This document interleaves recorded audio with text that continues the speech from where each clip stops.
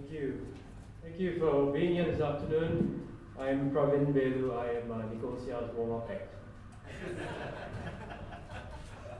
Okay, so the best way to, I think, tell you about what communications is about is by telling you what we do. But broadly speaking, communications is the interaction between the media and political actors and institutions.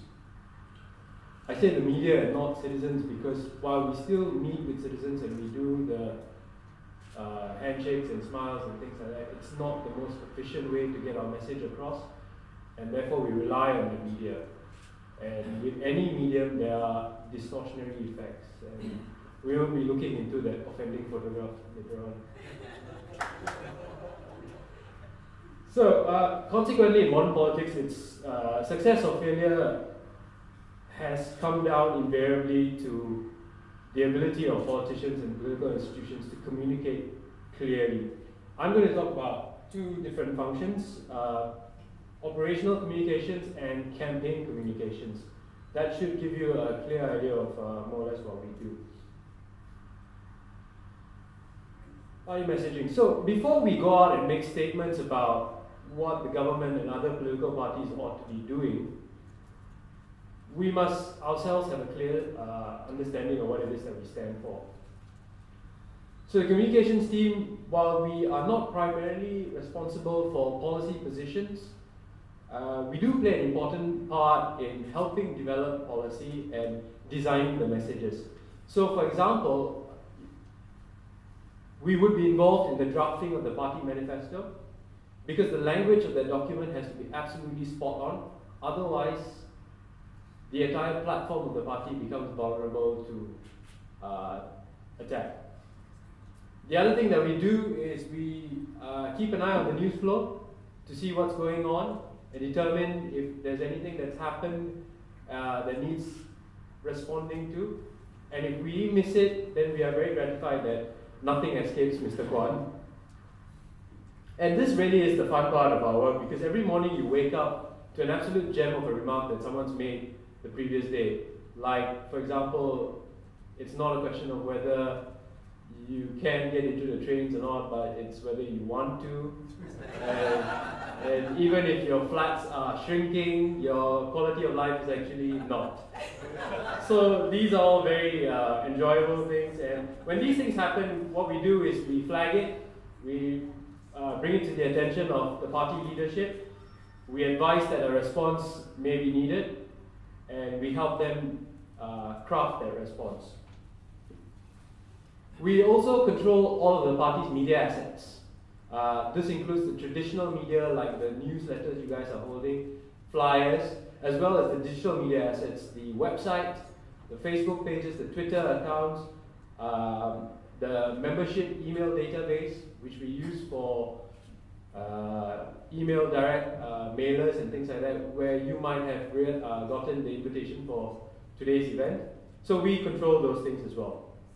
And finally, we are responsible for providing training to all our front-facing personnel. So things like public speaking, how to give a rally speech, how to speak from your diaphragm rather than from your throat. Fielding interviews with reporters, because that at times gets a bit tricky. So we do that. Training comes under our portfolio. Campaign communications. So this is something we do once every 4 or 5 years. And then once you're done, it roughly takes about the same amount of time to recover from the lack of sleep. It's very exciting, it's very exhilarating. There's nothing quite like being in the thick of a political campaign. It's manic. There's no such thing as the start of business and the end of business. It's just a series of tasks that needed to be done yesterday. So the big part of campaign relations, campaign operations, when you're in the thick of the campaign, the hustings period and the lead up to that, the biggest chunk of that is managing press relations. And this really is about managing reporters.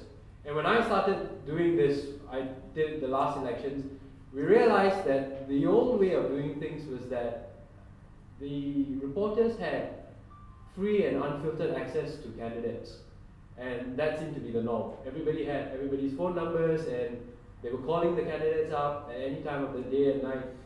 So we realized that this really wreaked havoc with the schedule, and it was also a nightmare from a messaging point of view, because it's very hard to keep track of who said what to who, and contradictions then become rife and things like that. So we made the decision to then channel all communications through my committee, and I can tell you that it was a very unwelcome innovation.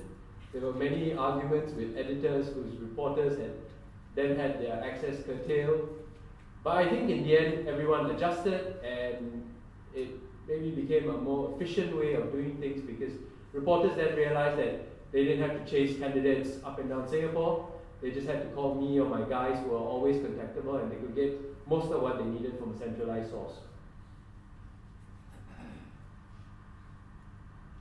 Marketing is related to press relations, and this really is about finding creative ways to get across the party platform, the messaging, as well as the party branding.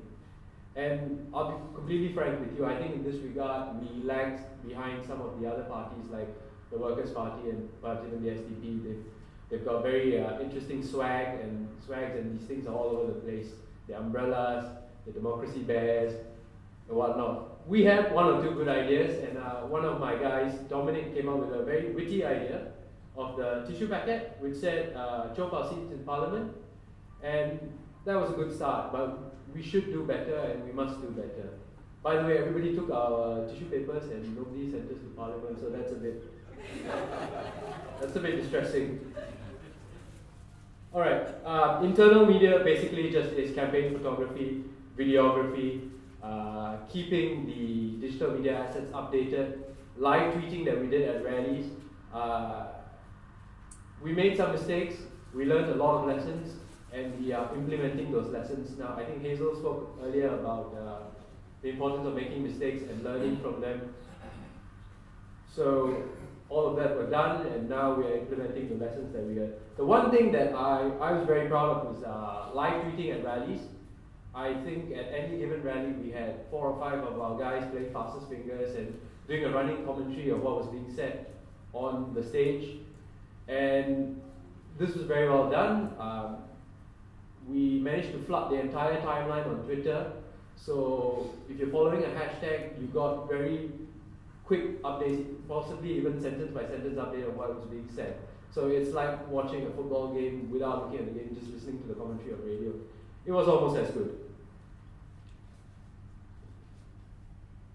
Now, finally, one of our favorite things to do, my committee, most of us were all writers at heart, and one of our favorite things to do, which we didn't get to do much of the last time around, was speech writing. And we didn't get to do very much of it because we were a small committee of about 6 people, servicing a candidate slate of about 24. So it was pretty much it was an impossible proposition, pretty much. But I can tell you that as writers, there's nothing quite like hearing what you've written being spoken out loud. Someone once said that the spoken word has pitch, it has tone, it has timbre, and it has cadence. And if you think about it, these are all the qualities of music. And music has a way of finding us and moving us. And I believe that a well-crafted speech, a well-delivered speech, has the capacity to do these things as well. So I'm hoping that as we go forward in future, we have an opportunity to do more of this. And in that regard, we need help because we're still a small committee, still a small team, servicing a rather large party. So we are looking to recruit to bolster our size, and we are particularly interested in people with PR, marketing experience, people who work, who have social media and internet expertise. You may work in internet companies, or you may do things related to social media. People with excellent audiovisual skills. You can video an event, edit, record interviews and things like that. The other thing we require is translators, because we like to do messaging in all 4 languages, and translation services are extremely expensive, as we found out the last time. So if we can do this in-house, that would be fantastic. And finally, we want people who can write, because in politics, the most important thing is about communicating your message clearly. Now, a lot of has been said about the press and how at times they may be unfair. I met a lot of reporters. I worked very closely with them during the campaign season, and I believe that they take their craft very seriously as well. They believe that as journalists they have a duty. They are documenting our lives as a country, as a nation, and they take that responsibility very seriously. Any medium has distortionary effects. So sometimes an inaccurate photograph may surface, but that's okay, because the responsibility is ours to keep communicating, to communicate clearly, and to clarify where mistakes have happened. And it's an ecosystem. We learn from each other, we adjust to changing situations, but I feel and my committee feels that the responsibility is always ours to communicate clearly. Okay, so that's pretty much it. I told you what we did, or what we do, but I think that's only one part of the picture. I think to give you a clear idea, I think I need to talk about why we do this. There are 6 of us, we're all very young, and I think the thing that we want to make very clear is that we don't do this because of a disdain or a dislike for our government. I think it's quite the opposite. We understand the challenges that policymakers face. It's incredibly tricky. You get things wrong a lot of times, but then it's up to you to learn from those mistakes, adjust, and move along. But rather, we do this because A, we care about our country, and we want to push our government, whichever party constitutes this government, to be the best that they can be at all times. And the only way that we know how to do that is to ensure that they stay on their toes by providing effective competition as a loyal opposition. And we're not really into slapping people, but we will keep poking them with a stick to ensure that the driver doesn't fall asleep at the wheel again. Thank you very much.